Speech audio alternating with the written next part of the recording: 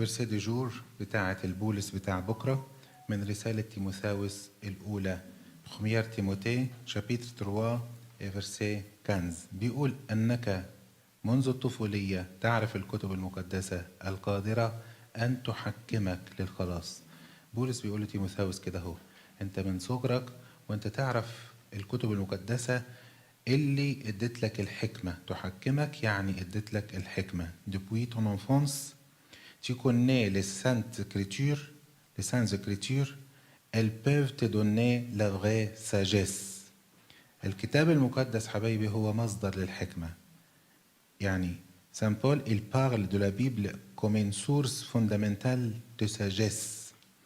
Parce que la Bible, elle contient des expériences pratiques tirées de la vie des prophètes, des saints et aussi des autres.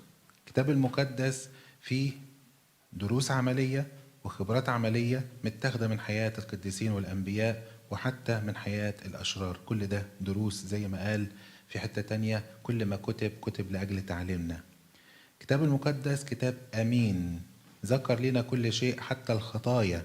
La Bible est un livre honnête qui a été écrit franchement, qui nous a tout mentionné, même les péchés des saints. Pour nous enseigner. وليه بيكتب لنا خطايا بعض القديسين؟ علشان يعلمنا 3 حاجات. que le péché existe. نمرة 2 que le péché est très mauvais، علشان يوري لك صورة الخطية très mauvais. نمرة 3 aussi que le repentir est possible. 3 حاجات. علشان كده الكتاب يذكر لنا خطايا بعض القديسين، بيقول لك ان الخطية ده شيء حقيقي موجود، وبيصور لك صورتها انها شيء الخطيئة خاطئة جدا. ونمرة 3 بيقول لك ان بالرغم من وجود الخطية الا ان فيه التوبة. علشان كده يقول لنا في سفر التثنية عدد حلو جدا في تثنية 30:19 يقول قد جعلت قدامك الحياة والموت، البركة واللعنة، فاختار الحياة لكي تحيا. Je vous offre le choix entre la vie et la mort, entre la bénédiction et la malédiction.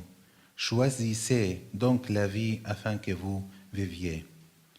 علشان كده مهم جدا ان احنا نعرف كتابنا المقدس. قديس بولس الرسول يثق في تلميذه تيموثاوس لما يقول له انك من صغرك وانت عارف الكتب اللي خلتك حكيم بالشكل ده. هو Depuis ton enfance, tu connais les saintes écritures, elles peuvent te donner la vraie sagesse.